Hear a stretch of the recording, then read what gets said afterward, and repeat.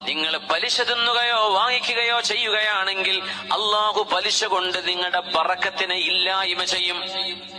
നിങ്ങൾ വിചാരിക്കുന്നത് ലോൺ എടുത്തിട്ട് വീടുണ്ടാക്കിയാൽ, ലോൺ എടുത്ത് വാഹനം വാങ്ങിയാൽ, ലോൺ എടുത്ത് എന്തെങ്കിലും ബിസിനസ് തുടങ്ങിയാൽ, പലിശയുടെ പൈസ കൊണ്ട് തുടങ്ങിയാൽ സമ്പത്ത് കൂടി വരുമെന്നല്ലേ അള്ളാഹു പറഞ്ഞെന്താ പറയാ?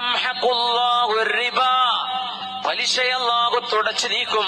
നിങ്ങൾ വിചാരിക്കുന്ന ബറക്കത്തും അതിനാൽ അല്ലാഹു തുടച്ചു നീക്കും. നിങ്ങൾക്ക് ബറക്കത്തുണ്ടാവില്ല, ഒരിക്കലും ഉണ്ടാവില്ല. ഒരാൾക്കും അല്ലാഹു അരുതെന്ന് പറഞ്ഞതുകൊണ്ട് വിജയമുണ്ടാവുകയില്ല. അതുകൊണ്ട് പെങ്ങളെ, എന്റെ സഹോദരിമാരെ, പ്രത്യേകിച്ച് കയ്യിലുള്ള എന്തെങ്കിലും ഒരു സ്വർണ്ണത്തരിയുണ്ടെങ്കിൽ അതുപോലും ബാങ്കിൽ പണയപ്പെടുത്തി പലിശക്ക് പൈസ എടുത്ത് കാര്യങ്ങൾ ചെയ്യുന്നത് ഒരു വിഷയമേ അല്ലാതെ വിചാരിക്കുന്നവർ, അതൊരു വിഷയമേ അല്ലാതെ എടുത്തു കഴിഞ്ഞാൽ വീണ്ടും കൊണ്ടുപോയി വെക്കും. ഇതൊരു അത്യാവശ്യത്തിനാണെങ്കിൽ